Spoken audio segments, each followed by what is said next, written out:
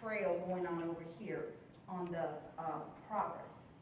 And then that progress is even broken down further by just growth from one year to the next and comparison from our district to districts that are similar.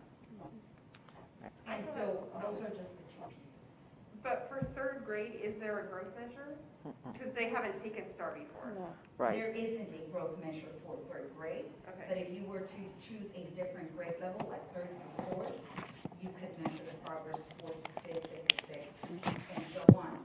So as in third grade, yes, we are just taking a look at that, but there is a Right. progress that we measure internally using a state benchmark, which is our amplified, which is similar to the data that I presented to the board last year.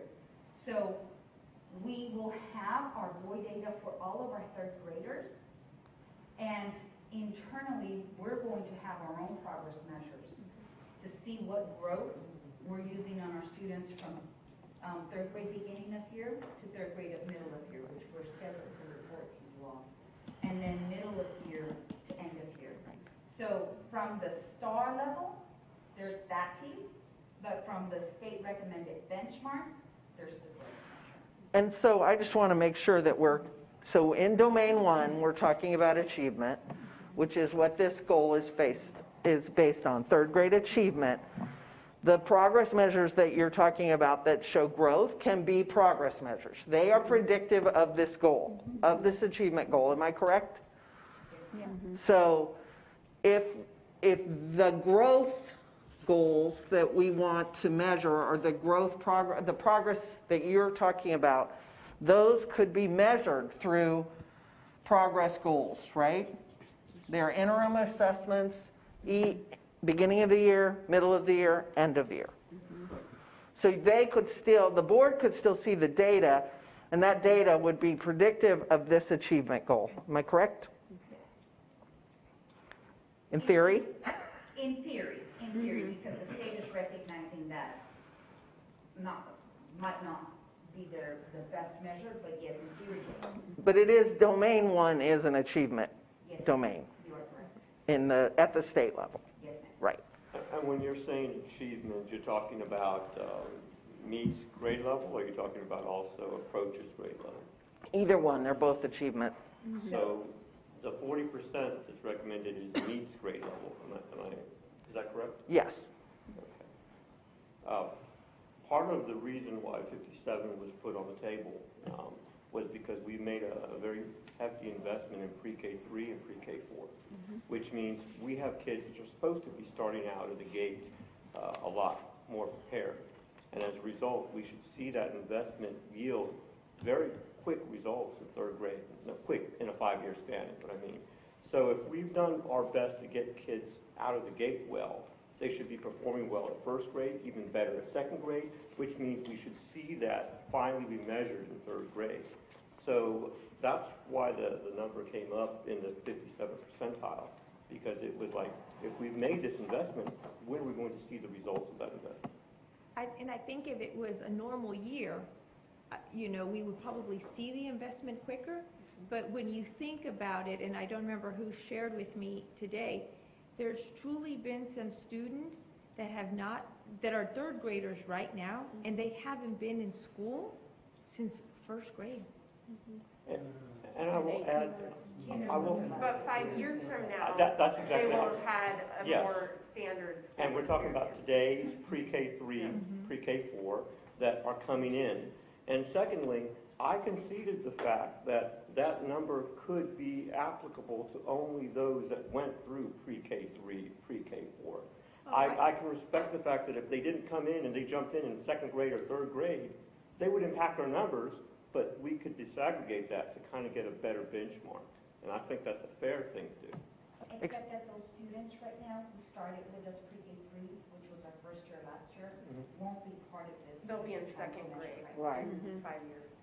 So But the in pre-K 5 4 years, kids, this- So pre-K4, whatever we need to make it work, but the intent is that investment and what the expectation would be for shifting a lot of our strategy behind that investment. So I think your goal on number 5 would be indicative of that, but still even The your kindergarten pre-K3 ready. won't actually be reached until 5 years from now to reach third grade.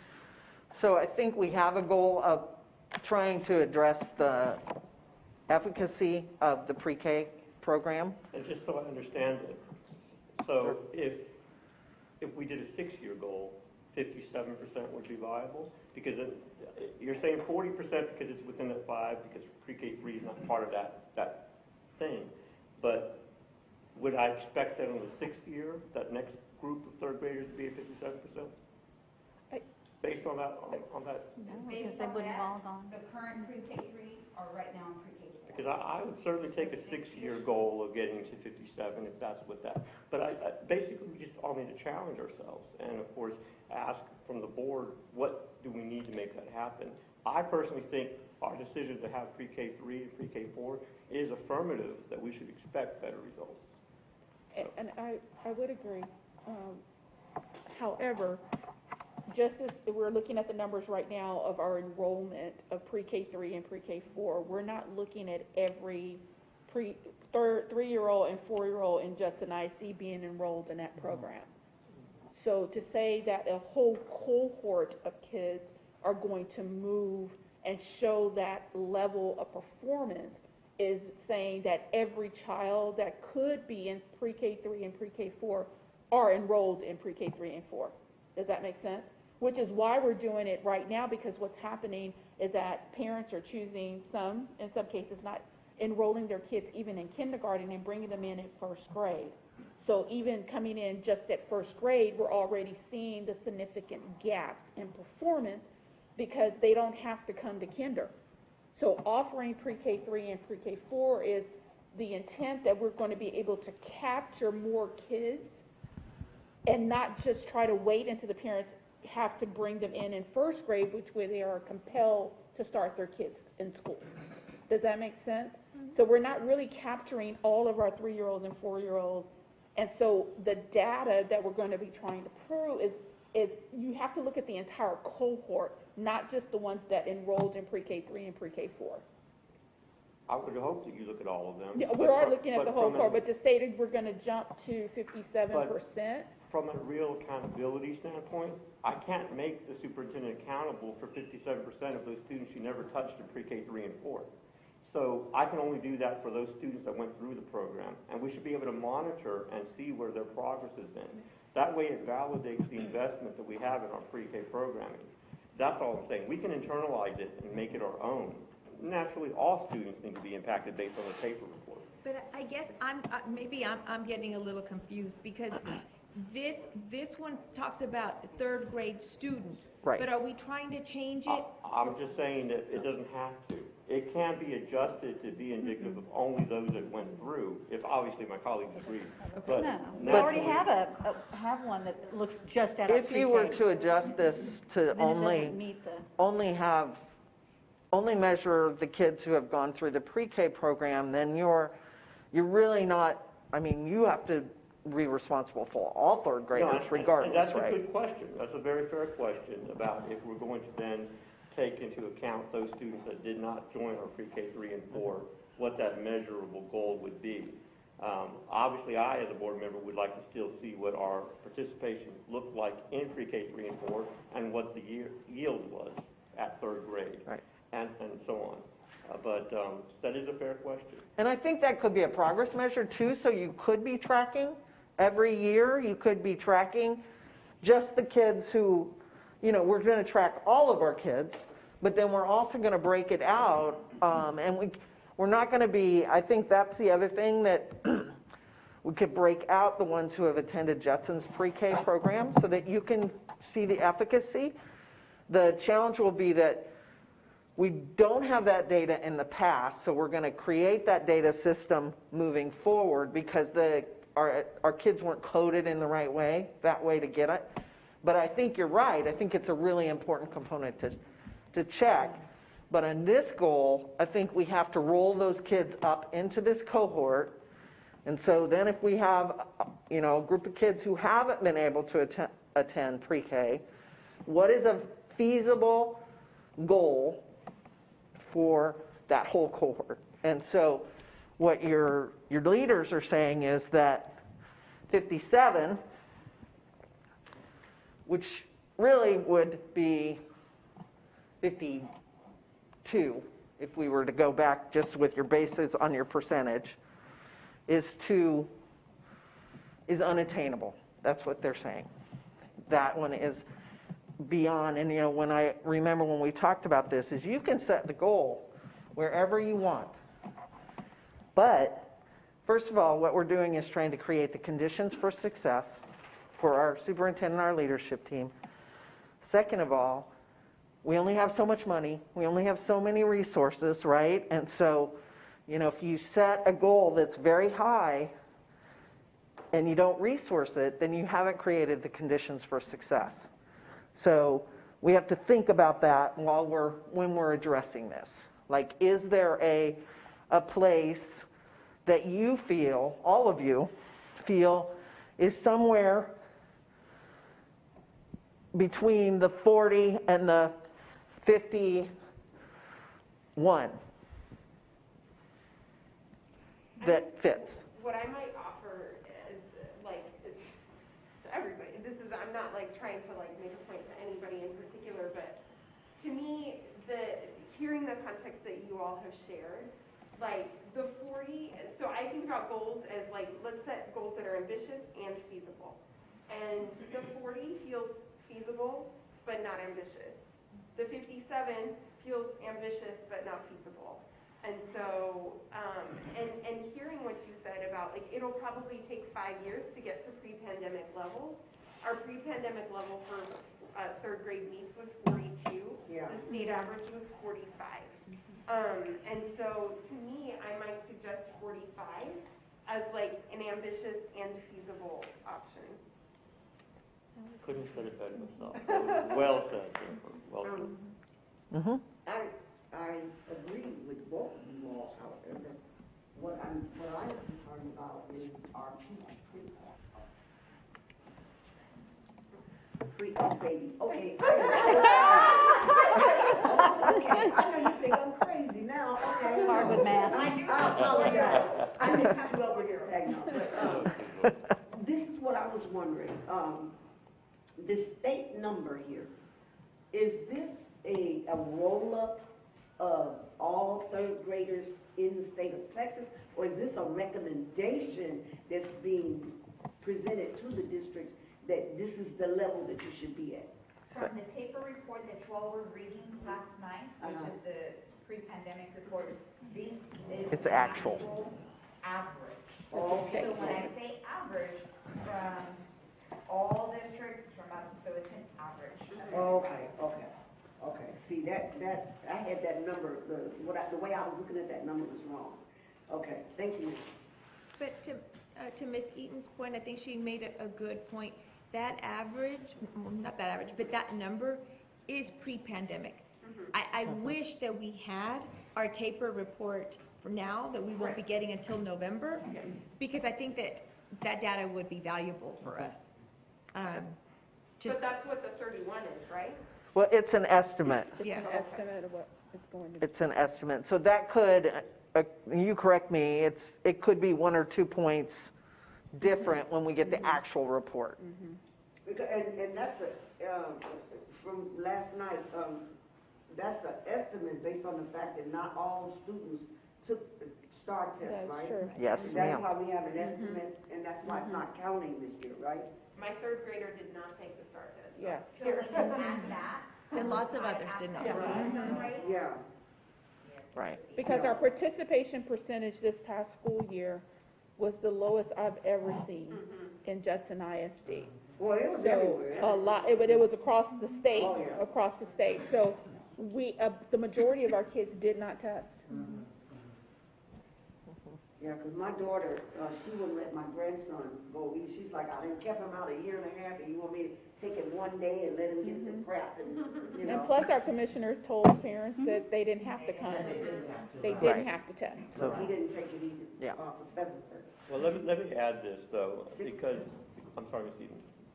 I'm sorry. Are you good? Are you finished? Oh, Yeah, okay. Didn't want to interrupt you.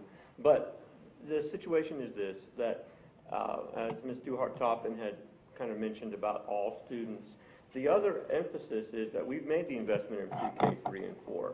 but we also must develop strategies for addressing students that come in a highly mobile district to address those first graders and second graders to get them up to par. We can't, so in conjunction with the investment in pre-K 3 and 4, I'm anticipating we're going to have increased strategies to address those students that come in first and second grade, so they're ready in third grade, which should lend itself to still a more ambitious goal, as Ms. Rodriguez had mentioned, 40% being in the middle of that.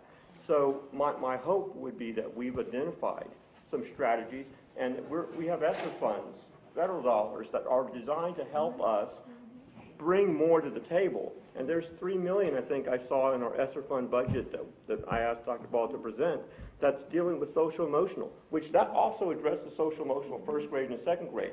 I'm just telling you, there are a lot of things in the plate that will help us increase, or should, if done efficiently, increase results. And I have no doubt that it will. It's just a matter that it's going to take time. Well, and that's where there's 5 years. And again, I told you, and on record again, I'm happy with you as superintendent. Certainly, we want to continue to work together to get there. But we need to set a nice benchmark to say this is where we want to go. Right, and we're okay with 45. Yeah. We're okay. And I can imagine us setting intervals that are smaller at the beginning, because let's face it, this year is also not easy. Right. There are no substitutes to be had. That's going to be teacher burnout. Like I get it, but that once that all the things that we've put in place begin to take their effect, then we might see a larger jump in the last year or so of the plan. Okay, good.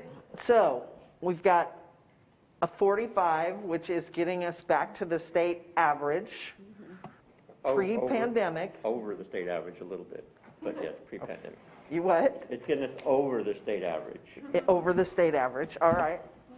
So are we okay with moving forward with that as our target? Yes. And does that feel, experts, attainable but a challenge? Yes. Not an unreasonable challenge.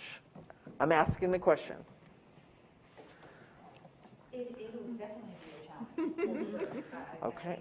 When principals look at this and teachers look at this, it'll be a challenge, but we're definitely going to set some measures in place to help more students grow.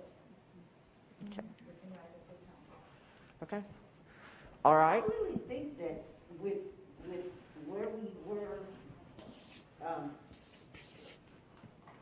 hello? Do I sound different?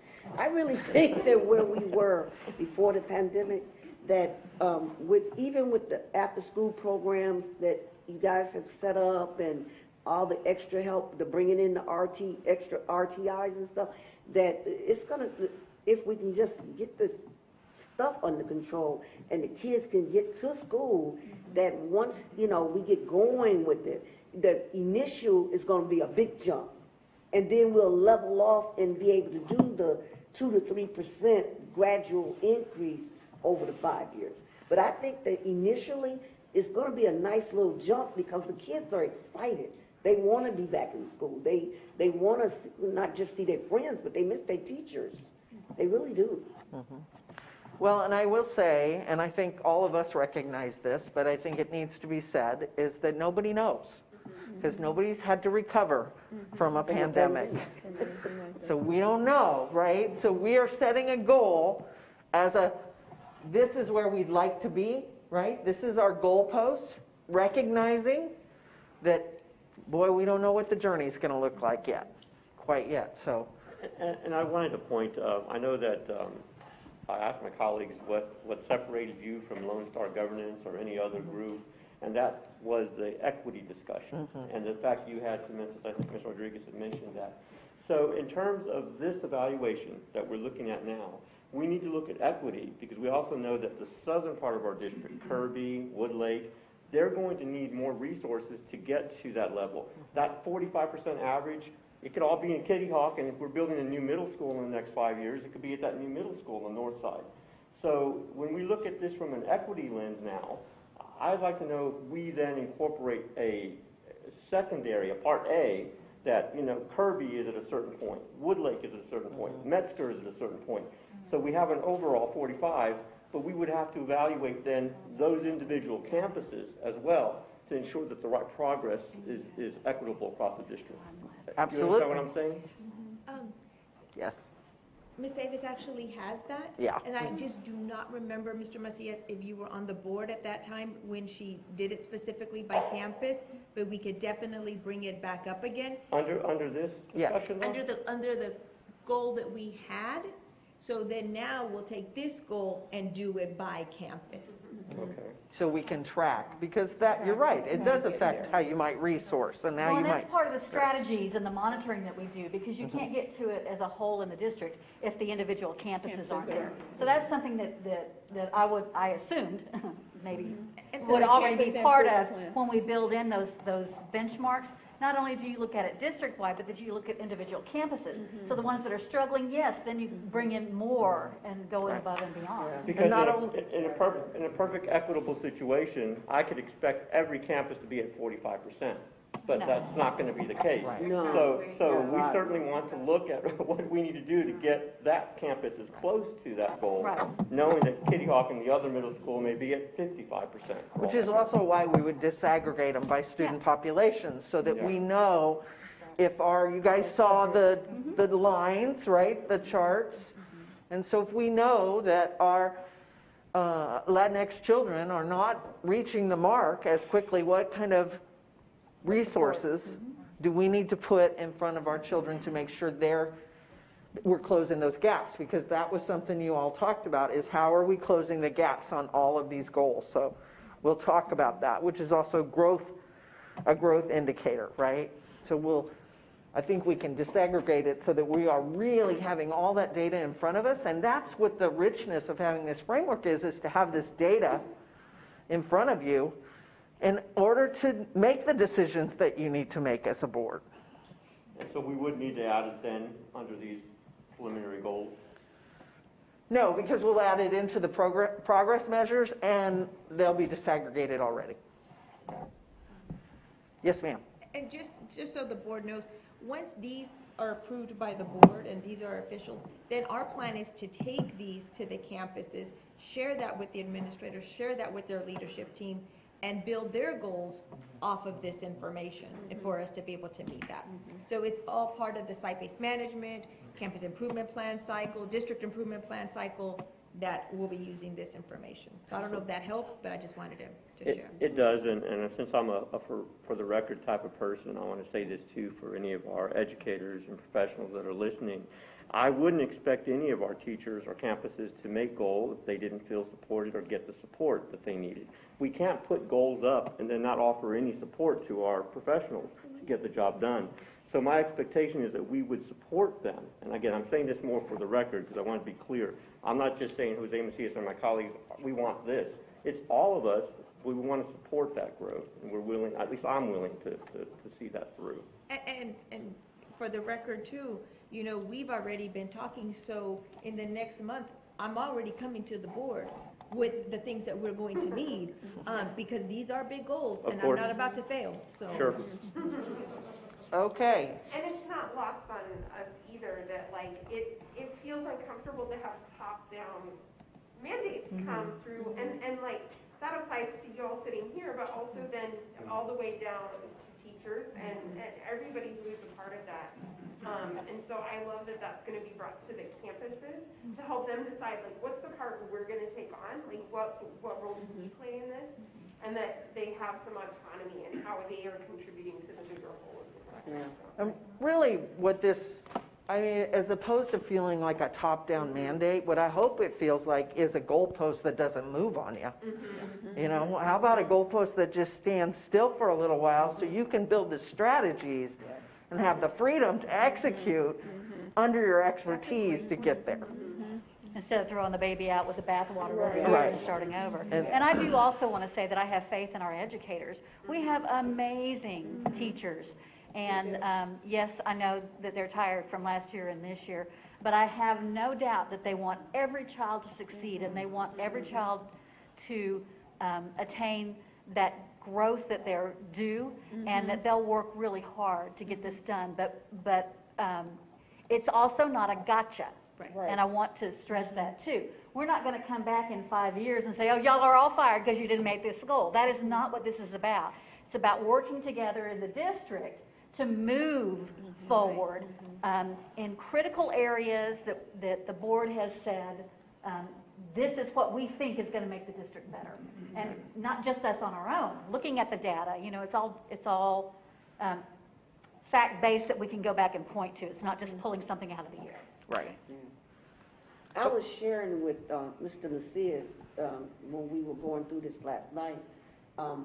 One of my neighbors, the little guy, he's at Candlewood, 5th grade. He's in 5th grade, and his dad doesn't speak any English at all, and his mother speaks very little, but enough to get by.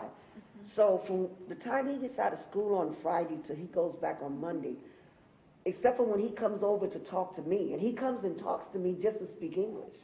So he spends all weekend speaking Spanish. And he gets frustrated because I was sharing with Mr. Macias that he brings books home and he's excited about it, and he gets to read it to me in English, but his mom wants him to translate it and read it to her in Spanish. And he, I don't know what to do other than I talk to him so he can keep using his English. Right. I don't know how often that problem presents itself to y'all, but, All the way through high school. He's an emergent bilingual. If you don't Yes. mind, can you get you some extra books, so when he does go over? Well, you remember I asked you, why did the librarian stop giving us books? Because I would always give them to him after I read them to my grandbaby. Yeah. And he be asking me, he's like, Miss Eaton, where's the book? We're gonna get you some. So I buy him books now from Kohl's with a stuffed animal. Okay. All right, I'm going to move us to, because I don't want to keep these ladies all night long. They've had a long day. I want to move us to the math one. So we adjusted the baseline. I think before our baseline we had there was 22, so it didn't adjust that much. And we had a goal of 55. We have a recommendation of 30.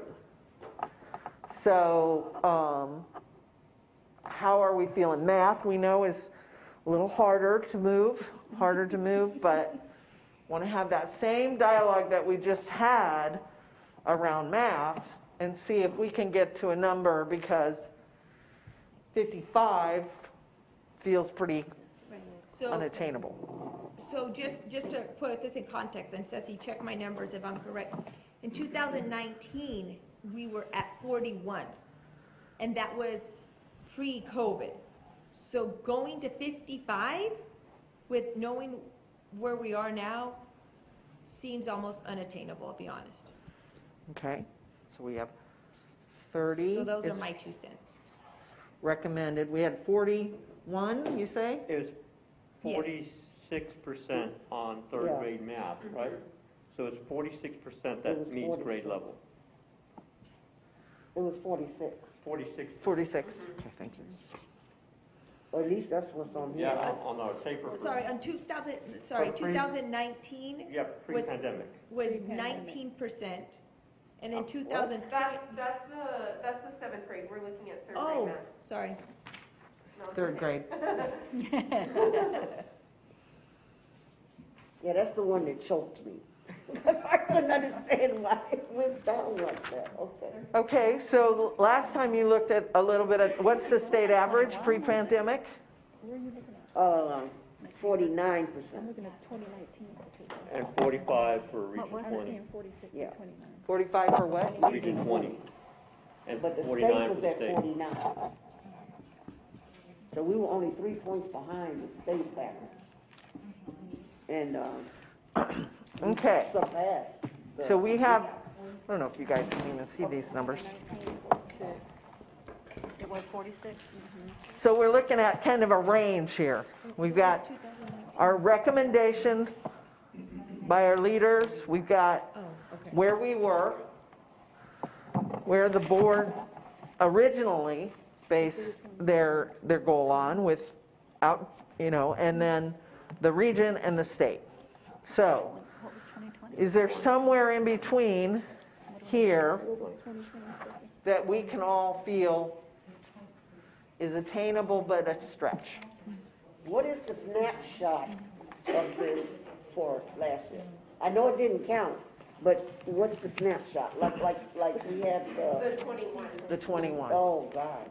Oh, yeah. We're starting at 21. Where we're really at right now as of May. And Okay. that's the paper report you don't have, so the data that you have, yeah, it's 21% at complete. Okay. Wow. So, yeah, we're asking for a big jump. Fairy godmother was coming. So, and I guess I would ask too, like, what investments have you made into early math? I have to be honest and say not as many as we have for early literacy. Right. And I know that a lot of the math now is reading, you know, the word problems and Right. everything, but we have not made as big an investment. We today talked about some good strategies. Right. And investment things, but, So we need to take that into account. Right. We've invested in early literacy, not as much in early math. Now, that doesn't mean that there can't be investments made, right? But those take time. The investments take time to, you know, implement and to see results. So how are you feeling about a number, a target for this goal?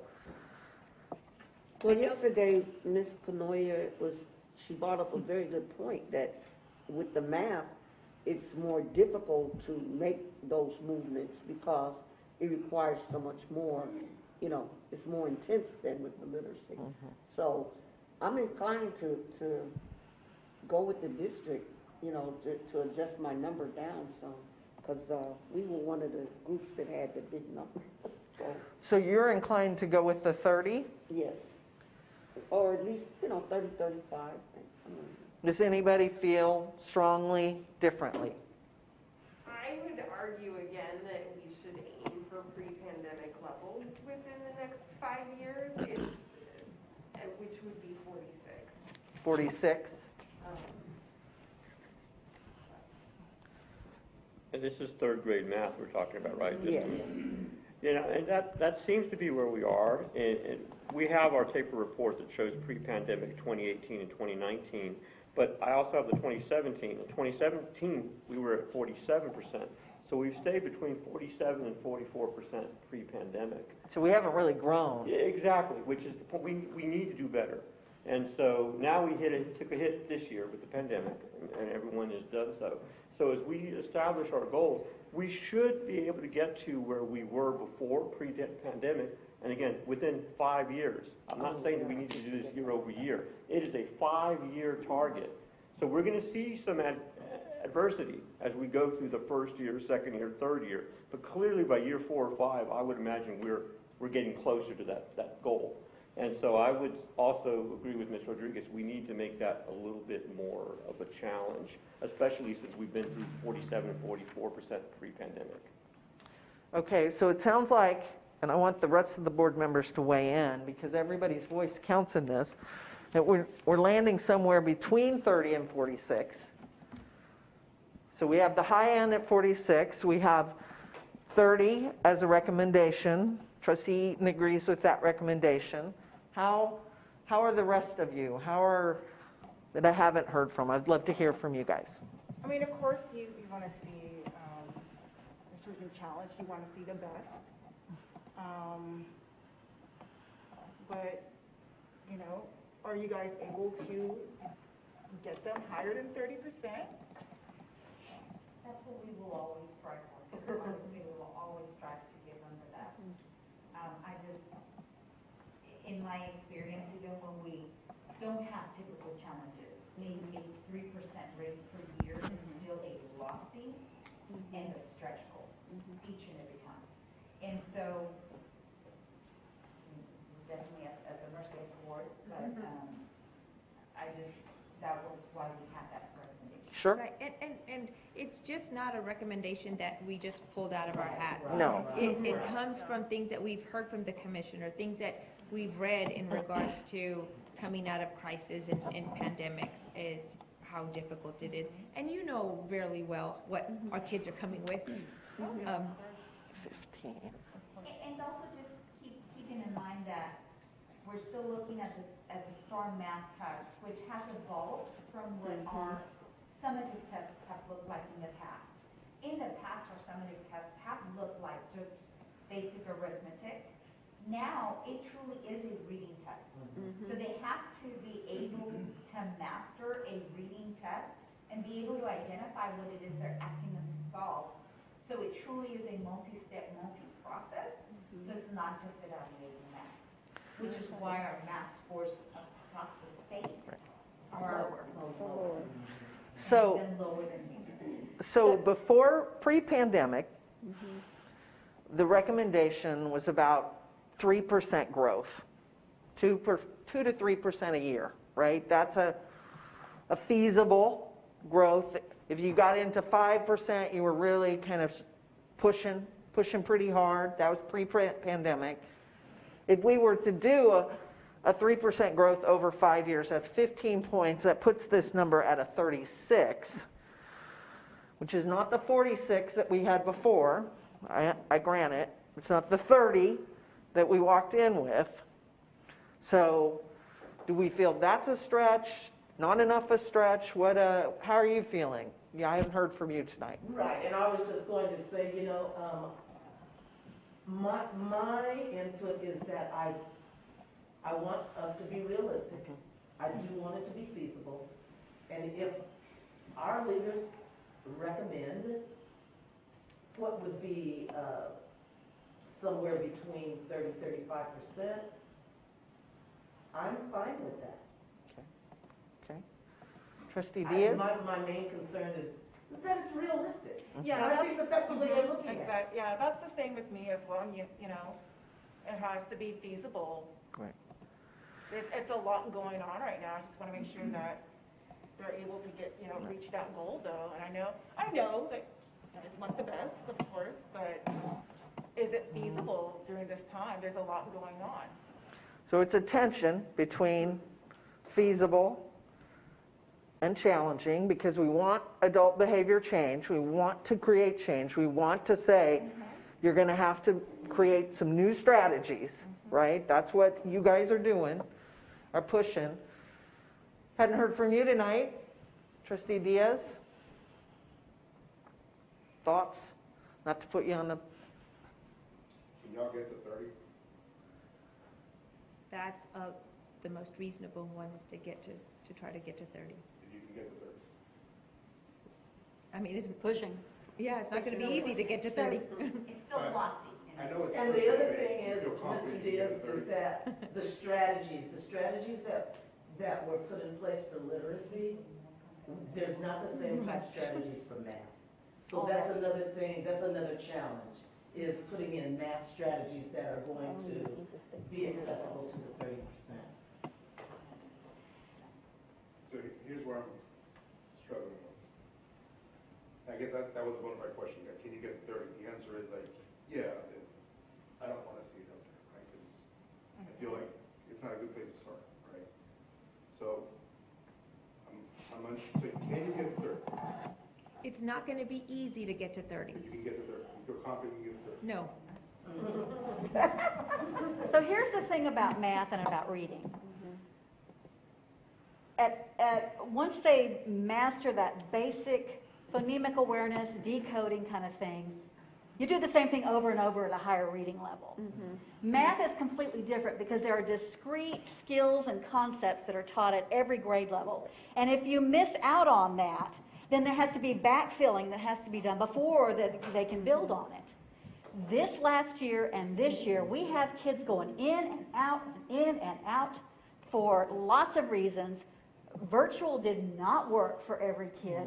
I don't know how you can do concrete manipulatives when they're on the other side of a computer at these low grades. So we are going to have a lot of work to do to backfill to get them back to a pre-pandemic level. Yeah. And that is probably, I would think, going to take more than the 5 years to get back there, just because of the nature of the beast. And so I'm very reluctant to set a really high goal in math, knowing how it works. Okay. I would agree if it was any other grade but third grade. For seventh grade, like, I'm not gonna push hard on that one, but like, for third grade, those kids are literally entering school right now. And they're in person. And so they Some of them should- are, but they're still, so many of them are having to go home and quarantine, and we're not doing True. virtual for them True. now. But They're gonna have to do a school. packet of work, Yeah. you know? And we have to expect that kids in kindergarten, when, like, that's all we can expect, is that kids start in kindergarten with us. If we get pre-K, that's bonus time, you know? And Well, so- first grade, actually, because a lot of them are Huh? keeping kinder home. But that's next year's problem. But it I don't know. I feel like- affects. I feel like 30 is really, really low. But- That's where I'm, Yeah. that's where I'm at, right? Until I'm actually even more saddened that we're in this position, even removing COVID from the situation, that the numbers are what they are, and that they haven't been monitored. I gotta say that as a parent, right? And so, That the board hasn't monitored, Yes, right. because the district has. that the board has, absolutely, this falls on the board. Right. Right, all of us. So, I'm actually super disheartened by it, because we put ourselves in a position where a wheel falls off, and the whole bar is like jammed. So can I put it in perspective? I'm looking at numbers from 2019, 2020, at our districts that are comparable districts that are around us. Okay, so if you look around at our comparable districts, we were at 46, they were at 47. This is pre-COVID. So putting that number in perspective, that if the districts that we're competing against, that we're measuring ourselves against, which we don't really supposed to, but we do it anyway, and what parents are looking at, they were at 47% in third grade math pre-COVID. So when you talk about the differences between reading and math, it's a different ballgame when you come to math. And then you add on top of that the fact that it's a reading test now. So we have kids sitting on campus right now that are going to struggle not only with just math, they're going to struggle with reading. And it's going to have a bigger impact on math than it is reading. Because we're not only looking at, can you read the problem, but can you solve, Computation as well. do the computation as well. So the math issue is not just a Judson ISD issue, it is a statewide issue, because even the state was only at 49% in third grade math. And when you change the test, where you add reading component and when you add stimulus to the test, kids have to be taught how to read charts as well as how to read word problems Thank you for bringing at 8 years old. I'd like to let Ms. Eaton go before I make my comment, Yeah. because she had been waiting. Well, She was waving at me and I missed her. Sorry, Ms. Eaton. what I was looking at, is that, we had a greater than 50% decrease because of this current situation. Because we went all the way down, our hypothetical number there is the 21%. So we had a greater than 50% decrease because we were at 45 post-pandemic. So I can see where it is going to take us time to get back, at least get back to where we were. So my question is, what can we do? What assistance can we give for additional programs, people? What can we do as a board to help us get on back up there, Because the bottom line is we have to get them back up there. Right. So, because, we can keep talking about drop, the fall, the difference, but what can we do to Right. solve the problem? So, Yeah. Let's Implement get- those strategies. And we are And- going to be bringing some in October. and, Oh, yeah, okay. so We let's are. get a goal Yes. on the books, and we're gonna get those strategies underneath it, so that There we we're go, gonna be. strategies. I like that. I think that, when for me, and especially last night, because I think I was a lot more quiet last night, it is really hard to say 30%. You know, it is really hard to say that, because then whose child am I letting fail? Your child, you know, it's like, you know, so it's really hard. I think that what I can definitely agree to, but it is a lofty, hard goal, but I will agree to the 35, if the board could agree to the 35. And I think to your point, and it's important to state this too, not that you don't all know this, but we're always striving for 100%. Always. They're always striving for 100%. You all absolutely want 100%. But we know if we set that 100% goal, we're not going to hit that in 5 years, right? So let's set some tangible goals that we can actually build strategies towards. Next 5 years, we go, you know, even higher, right? Now we got systems in place. So I think that's important. So we got 35 that the district feels like they could, that's a reach. It's a stretch. We're stretching them. We're poking them. How does the board feel about that? That's closer to the 3% each year for 5 years. We know we're not going to get 3% probably this year, right? Because we're still adjusting. So there's going to have to be bigger growth in the later years. Right, and that's what actually stresses me out, you know, because I think of, there isn't going to be a lot, because of, I know what's going on, you know, with the kids. I see so many absences. I see, and there's nothing we can really do, because I don't want them to come to school sick either. Right. The teachers are sick, the teacher shortage, all of those things. I'm thinking then that makes, like, for 5-6% growth all the years after this, which is really, really a stretch. Right. So I have 35. You guys were our stretchers. So how are you feeling after this dialogue about that number? I mean, I'm not saying that you're happy with the number. Couldn't you live with it? Will you say your number? My number was 46, Oh. going back to pre-pandemic levels.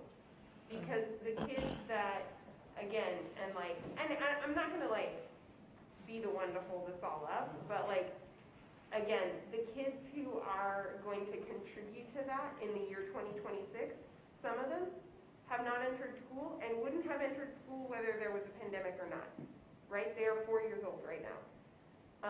And so we have the potential to reset with that particular group in a way that is not going to be reflected in the rest of the kids that coming up.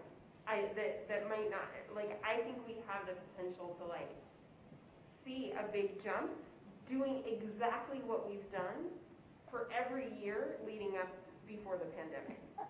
We just need to do what we've done. And But we didn't see those jumps in the years before the no, it's pandemic. not jumps. I'm not talking about jumps. I'm saying giving the kids the education from kindergarten through 3rd grade that we have given kids in kindergarten through 3rd grade for however long our district has existed. And we have gotten those results. That's the logic in my brain that is not being overcome yet. Can I bring up one more point? Yeah.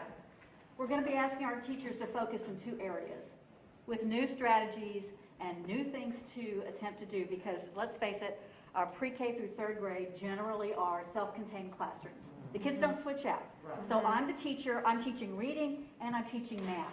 So now I'm coming in with new strategies I have to learn to teach my kids and focus on for reading, and a whole other set of strategies I have to focus on and learn for math. Not to mention I still have to do writing, I still have to do social studies, I still have to do science. Got to fit art in there somewhere, because we don't have art teachers. So, computer skills, let's don't forget that. So, what are we doing to the teachers, too, to make it attainable for our staff and not overwhelming for our staff? So I just want to point that out, too. It's not like we're only looking at the 7th grade math teachers. That's different. They got one subject to focus on.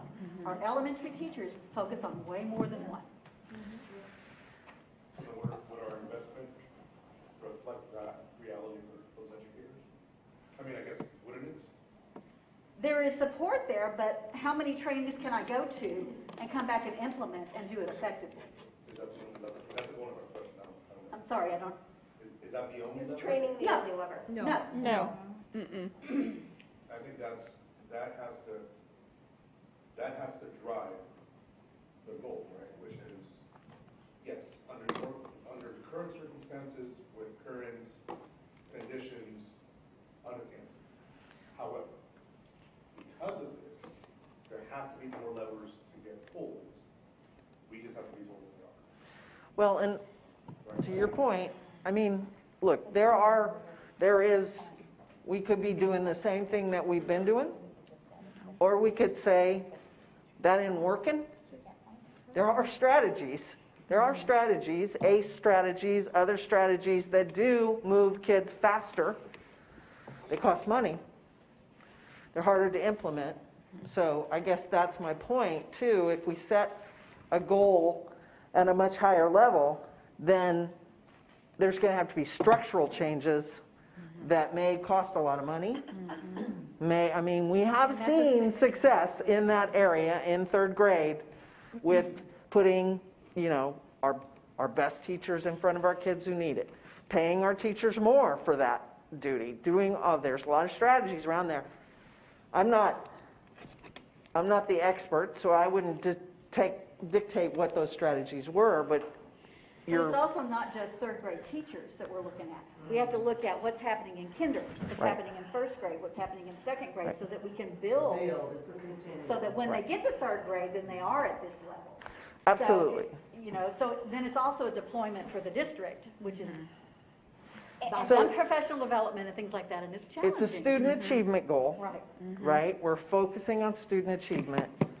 The strategies, the inputs to get there Right. belong to these guys, right? So what we're focused on in this room is, what is the goal that gives them, what are we doing? We're setting a goal, and then how are we creating the conditions for success, right? So if you give them a goal that they can't reach, then we're not creating, then we own it. We own the failure. So that's all I'm saying, is when we think about this, we have to think about what that goal is. But it's not your job to worry necessarily, except to resource it, is how we get there. You're saying, we need you to get here. Tell us what you need to get here, right? So I'm just saying, when we look at this gap, because right now we're at a 10-point gap. 10 points is 3 years at 3%. It's a big gap. It's a big gap between where we are and where we need to be. My assessment is similar to Ms. Rodriguez. If we've been there before, we should be able to get there again within 5 years. I know year over year is going to be difficult, and I've stated that. 2 years will be difficult, 3. But Ms. Rodriguez's point of the students being new, going through our process, is I think, very appropriate. So we shouldn't lower our targets. Our community expects us to produce excellence. As a board member, I expect us to produce excellence. And as a result, because this group is unique, where they're starting in kinder, and we're already putting resources out there, I think we can expect to see at least the same growth we saw 2017 through 2019. I don't think that's too far. I don't know if there's, again, since I'm not in the trenches and I'm not in that area, I don't know where the barrier, I would ask the question, not why we can't get there, but how can we get there, period. And as Ms. Eaton said, if it requires resources, propose those resources it's viable. It could even be a classroom aide in every classroom, 2 classroom aides in every classroom. We need to be able to put the investment forward to make this a reality. And I've never had anyone in the community tell me, darn it, my kid's so educated, you spend too much money on him. They will support that effort if it makes sense.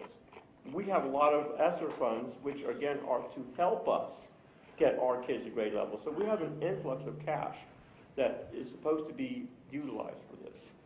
And so I just can't see why we can't at least get to pre-pandemic. it's hard to even say we're not striving for more, but get there first and then move forward. Okay, so let's do this, because I feel like we're kind of in an impasse on this one, but we're going to come back to it. We're going to go to the next one.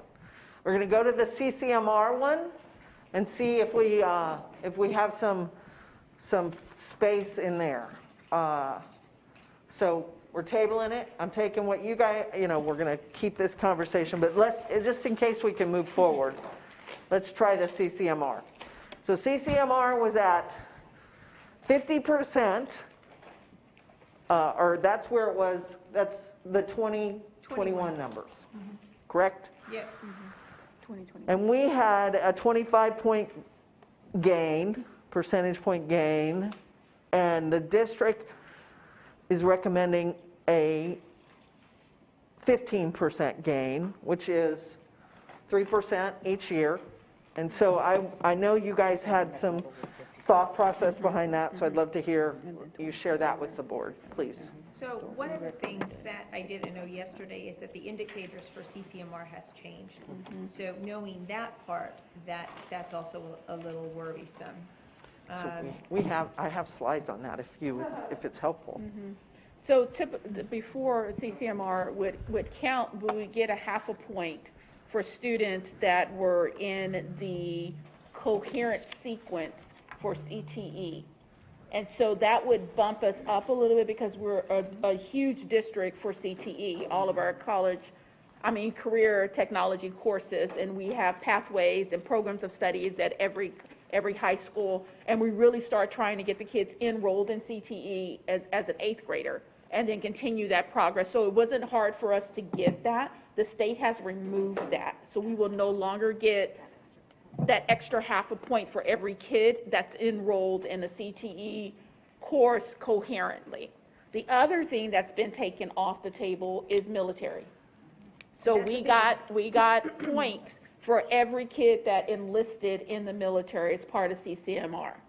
So we also have the college part of it, which is the ACT, SAT, AP classes, IB, dual credit, all of that. But in addition, we would get an extra bump because we were so big in our CTE program here in Judson. And then we are a military community, so a lot of our kids would enlist during their senior year. So those two pieces have been removed by the state because the military is waiting to give us their ruling on how we can count that. And so right now, we're not going to be able to use that for our accountability this year, those two pieces. So that's going to be huge for us. So that's going to make those. Included on this, right? On the 50%, so, or no? I have a quick handout. Is that okay, Dr. Paul? Yes, of course. I'm sorry. Have an approaches goal as opposed to a meets goal. Do you see what I'm saying? If the strategies are going to be different that you're going to deploy, then there's a reason to have that approaches goal. If the strategies are the same, there's really not a very, or you go with the growth goal, which you could say, those are harder to calculate, right? Because now we have to say X number of students will grow X percentage across all objectives, right? So, and you're already doing that. You're already measuring, so you know where kids are, right? But it's harder for the board to set a goal around that growth. If we look at the approaches grade level, then we're looking more at tier 1 instruction, which is, what they get every single day in the classroom.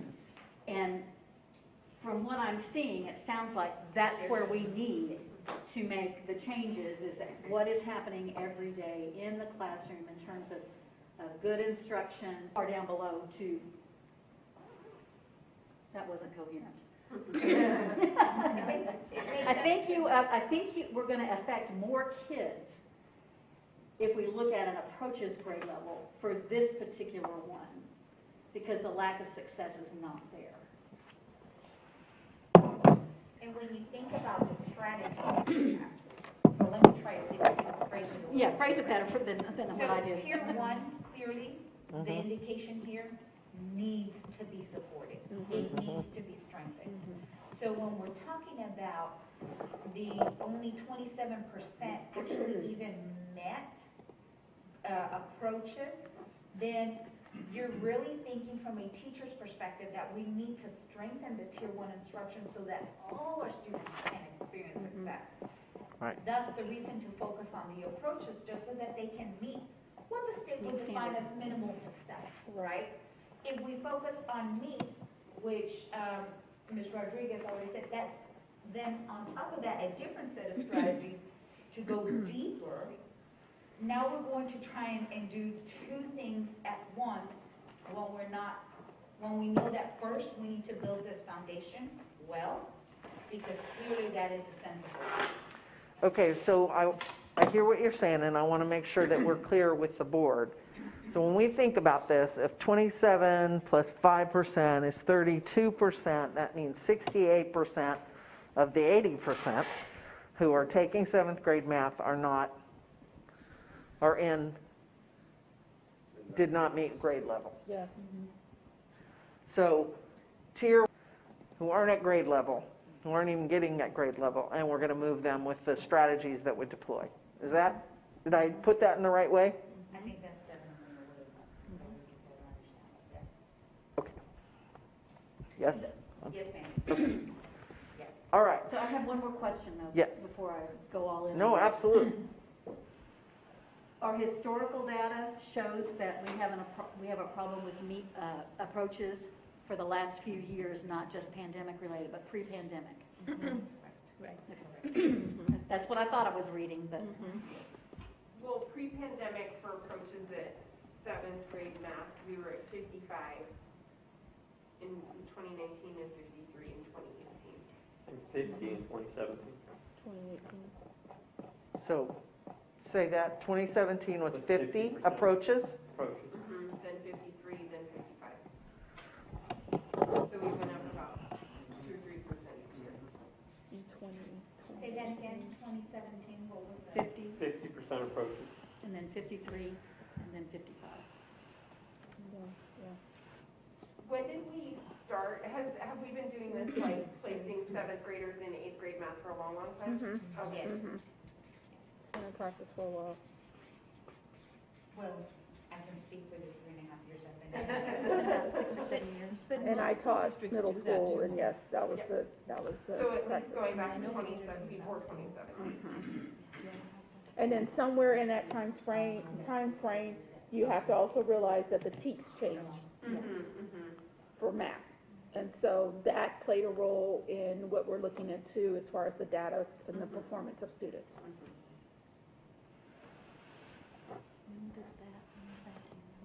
So I guess we have two questions on the table. The one is, do we want to go with approaches or do we want to go with meets?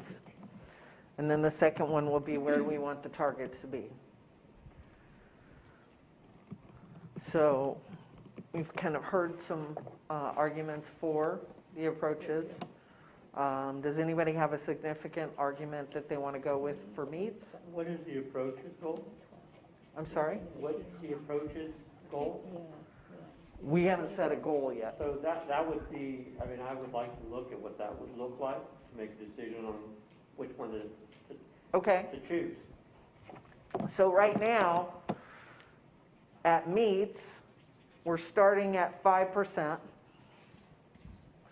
At approaches, we're starting at 27%. And in 2019, just to make sure I'm thinking, we were at 19% for 2019, correct? For the meets? Yes, Okay. at meets, And we were approaches at 53%.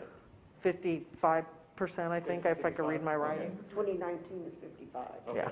Good, just want to make sure I have that in my head right. Go ahead. So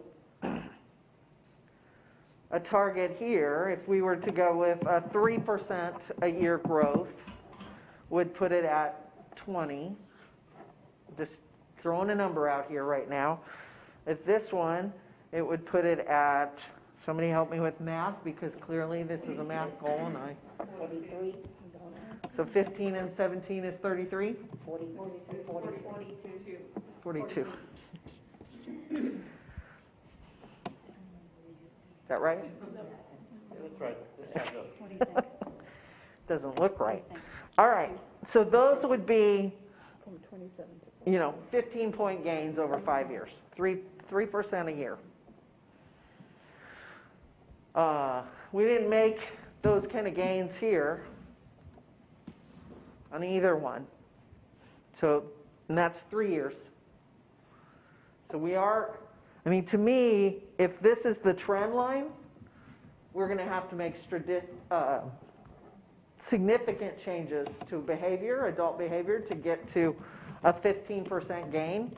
So that's, to me, that's a stretch, right? Comparative to what we've done in the 3 years prior to that, at either level. So these may be too stretch. They may be too stretch. So I just wanted to get us at a starting point. So either way, we're moving. This means we're getting this many more kids ready to go to the next grade level, but they're not going to be out of the woods. They're still going to have, need intervention in 8th grade. This way, we have a much smaller number of kids that we're preparing for 8th grade that should have the best chance.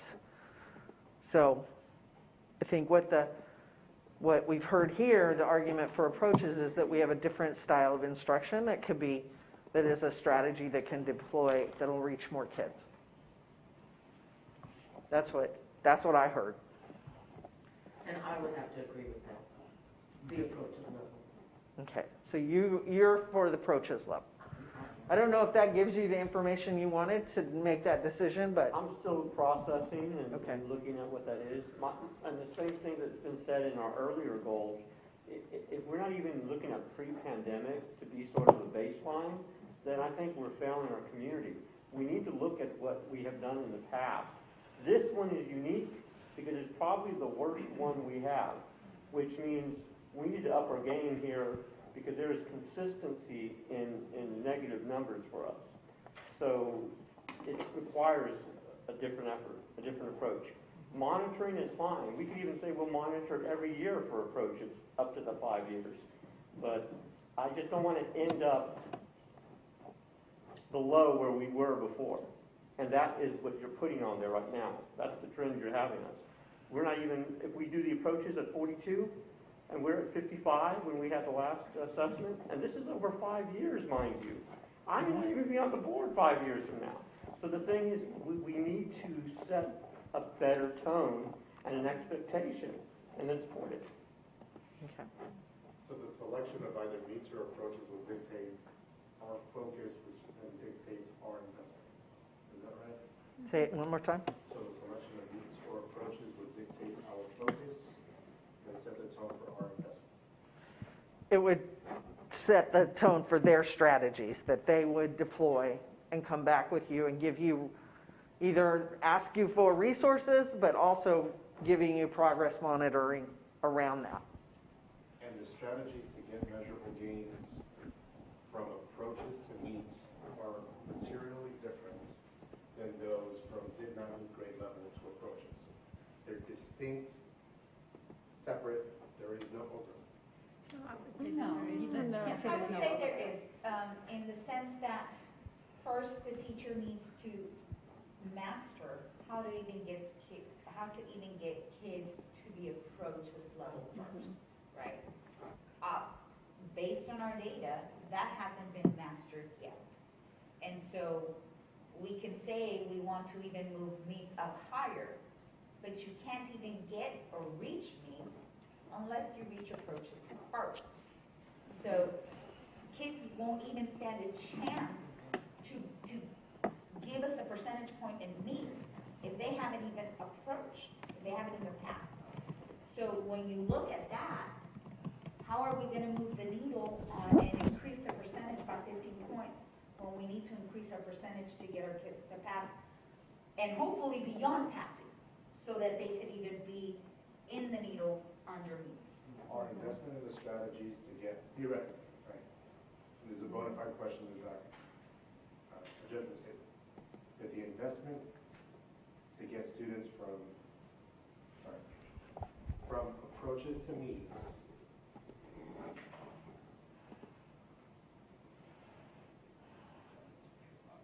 So the investment to get students from approaches to needs there would be no overlap to get students to approaches?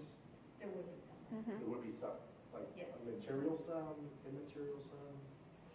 And I'll give you a simplistic perspective that I'm thinking, right? I'm training to do a mile run. Do I want to set my bar at a half mile?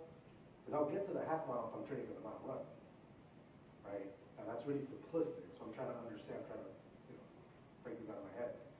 So if we were to focus on needs, how much of the investment would also help us get to the approaches? I would make, here's how the analogy I'd make to running. You speak, Rob, that's all. Okay, so if we're setting a goal, like say we've got a class full of non-runners. If we set a goal that you're gonna run a half marathon, so think of the Masters as a marathon, needs is half marathon, approaches is like a 5 or 10K. If we've got all of our kids sitting on the couch right now, it's better to put in strategies that are gonna help you run a 5 or 10K, because that you're gonna hit that. Like you can get there. But if you set for a half marathon, Without causing injury. huh? Yeah. You get them there without. You may still have injuries. Like, We're gonna get to you that. tell me to go run. I can run a 5K. I could maybe really, if I train, get to a 10K. But I'm not even gonna try. Me personally, Jenny Rodriguez, not gonna try for a half marathon. And so the strategies that you put in place, you might get a couple of the kids that would have been in this did not meet to the half marathon. But you're gonna get, if you focus your strategy on helping the majority of the kids, then you're gonna get more of them to the approaches level. That is the logic. And possibly even more to the meets. Because when you're thinking Right. about increasing that 5% of meets, you're really only increasing the meets based on that 27% that got approaches. You're not even hitting Right. the rest at that. So really, we shouldn't look at it as conceding on any population of students, but rather ensuring that the foundational Yes, infrastructure of Yes. knowledge and skills are there in order to build on that. yes. Right That's a now, good way to this put it. indicates- Yes. Yes. This Right now, indicates the indicates foundation isn't there. needs to be built. And So it- when I'm thinking about it as a teacher, I'm thinking about my instruction. And I'm gonna have in my class, the majority of my students are not there yet. And I'm gonna have some that are. My classroom instruction is gonna focus on the majority of the group, and I'm gonna do enrichment and differentiation to push those other kids further, because they're ready for it. But these kids, if I do that with these kids, they're not gonna get there, because they don't have this. And the next thing is, another thing you have to look at is that you're looking to build a foundation on which you can build the next year's growth. And so we have to fill the holes, because in 8th grade, now we're at a do or die year, because we're getting ready for you to go into high school, but I gotta fill the holes that are at 7th grade before I can even start building 8th grade to get you ready for Algebra 1. Because we don't want them to get to Algebra 1 as a 9th grader, and then that becomes the thing that keeps you from graduating. So the holes have to be addressed where you are at that particular time. So we shouldn't look at it as low aspirational, but more so, More bang for the buck. Yes. and the vulnerability of saying that we have a tremendous foundational skill gap that we need to address. Yes. Yes. Right. And if you do look at this, to your point, Trustee Macias, this goal gets you to pre-pandemic levels. And what That is that number? approaches. It's too far away for me to see. 20, 20? and it was at 19.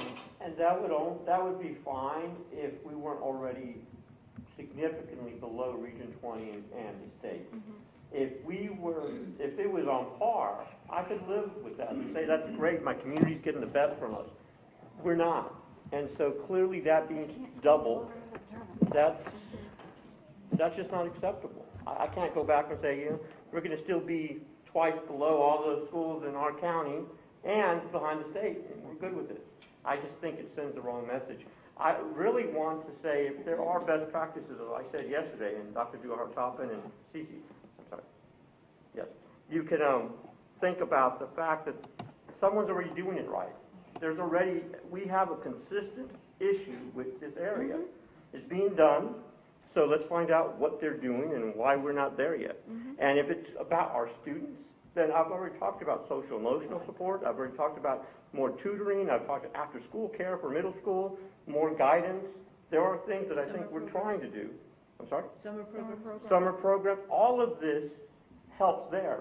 And in this discussion, I have not heard yet what we're doing in 5th grade and 6th grade to prepare these 7th graders to be ready.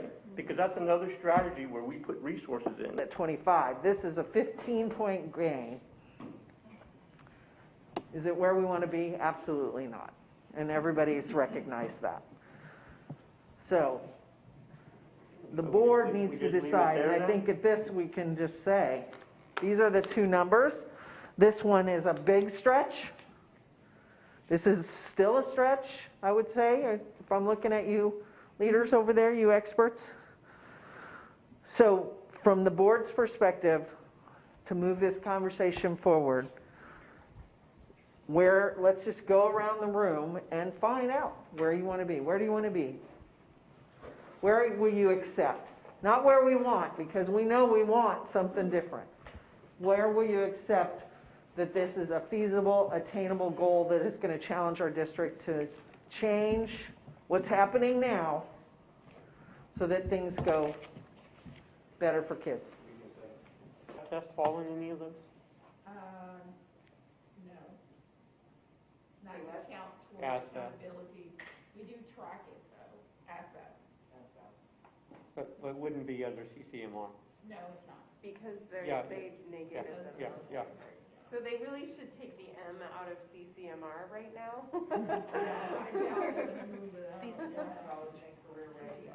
Yeah. Dual credit numbers are in there also. Oh, yeah. And AP. exam, ID exam. And AP can even be, that can even go deeper with enrollment. That certainly could be an equity issue that you can bring into all of these. So would that be ABID, IB? Yeah. AP/IB? ID. And then you have your industry certification. Yeah, certification. Are there any, so you got 8th grade star as kind of an indicator that is different. You could have, you're only going to get 3 to 5 goal progress measures under each of these goals. So, when you guys come back, what are the most predictive? And what would you say, especially under this one? Like, I know that Trustee Macias, you talked about the SAT being something very important. AP enrollment, is that something that is important? Dual credit, are there things, certifications, is that something that's high up on your list? CTE. And we're exploring adding ACT. Exploring ACT. ACT, The ACT in test. addition to the SAT, because of the science component. Okay. I know. But 7th grade? looking for ACT schools. Over SAT. They're moving, yeah. Yeah. That's interesting. Okay, 7th grade, did we have any? It would be the same pretty much as goal 2, right? What? As our goal 2? It's the same kind of data. Universal Screen. Benchmarks. Unit So just at a different grade level, right? It's another grade level. Yeah, 4th, 5th, Yeah, you want to look at 5, 6th, 6. 6. 4th comes in there too, right? Because Because you're talking about the third. Oh, Oh, the third, so yeah. Absolutely. So 4, 5, 6, and 7. And as an extra, it wouldn't be part of this, but we've talked about tutoring, interventions, after-school care, our after-school programs, I should say. Would we want to see what the utility is for those programs or those efforts? As just additional? Those are strategies that would be deployed to get to these ultimate goals. So you would definitely get, it wouldn't necessarily be in a progress measure, but when the board comes, or when the leadership team comes and talks to you about strategies, those would be incorporated in. And the reason I ask is because I had mentioned in our discussion yesterday that after-school programming needs to provide a measurable outcome. It can't be just sit here and play games all day, unless there's a goal to playing games and you're trying to build rapport. But trying to measure what that program's goal is, I would like to tie at least our elementary programming to increased performance in reading or math or something like that. I think too, though, like, I agree, and I wish that my son's after-school program had a bit more of an academic component to it. But I will say that if my school does not have an after-school program, it's a deal breaker whether I'll even enroll him, because like that is a non-negotiable for me to be able to work. Yeah. So. For a lot of people. Yeah. So. Yeah. If it's deployed as a strategy to meet one of these goals, then it doesn't necessarily have to be, you know, a separate benchmark or a separate progress measure, but we get that data. It would be included in the strategic data that you would get. But we've named it, so you know that we're thinking about it. Anything else that you guys had that fell under 7th grade that was different than this? No? We do formative assessment, which is kind of like benchmarks, but they're actually unit to track student. It's like a unit test to track student progress, so like the entire grade. And that would be 7th grade. Unit assessment, unit test. Yeah, most of this data is going to be interim, so that we can measure it multiple times a year. So formative is obviously not summative data. And then we've got a summative measure here. So that, you know, you would only get one time a year. You wouldn't get a progress on that. And what we really want to do is have progress showing 3 times a year so that you know you're moving towards the goal. So the next steps for, we're going to take a little break. So this is the last of this group of training, but we do need to come back. We've got several things that we want to do. But in the interim, your leadership team, and we're going to work together to make sure that if they need support, I'm here for that as well. The leadership team is going to go out and they're going to write your goal progress. You're going to get baselines, you're going to get targets, we're going to have annual targets on the goals, we're going to look at that. So they have a ton of work to do, and that's why they're the experts. They get to do the hard work. And they'll come back to you guys with those progress measures and those recommendations, so we'll have a complete slate of what our student outcome goals will look like. And then the next training, we're focusing only on the non-negotiables and the guardrails. And once we have those, which hopefully are not going to be quite as hard, then we're going to get those together. And then we have the whole framework. We're going to put a monitoring calendar so that everybody knows where we're going with it, when we're going to see data, right? It's all the structure. And then we'll also talk about, like, what does this look like in policy? How do we infuse equity into these conversations? What does that look like in policy? And we can also look at your operating procedures. There's a few other things that we can do to wrap up to really shore up your governance space. So I won't see you for a couple weeks, 3 weeks, 4 weeks maybe. We don't have a date yet, do we? I don't think we do. We don't. Yeah. So we'll get a So we date. need to- yeah. But thank you guys for this hard work. You've done some tremendous work over the last 5 sessions, because I think we missed one. 5 sessions. So I appreciate the way you've leaned in, the questions you've asked. I think they have been really great questions. And I think you've had amazing dialogue within this room too. so kudos, and thanks for having me. And thank you, Patricia. Thank you so much. We're here to be here Thursday. Where's We'll be back on Thursday. I know, We're back on Thursday. totally forgot. Don't worry, I'll send you a schedule.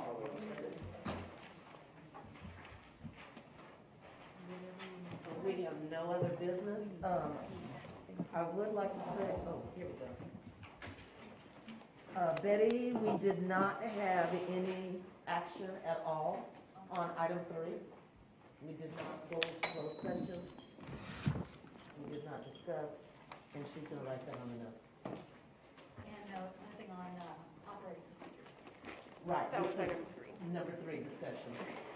And do y'all ever want to approve those, or do you want me just to leave them alone, or? I think we should wait and not, Okay, Wait till we kind of get done with when this. we're, yeah, Okay. Approve all of it. okay, so that everything else that we We'll just want take it to. off. okay, no problem.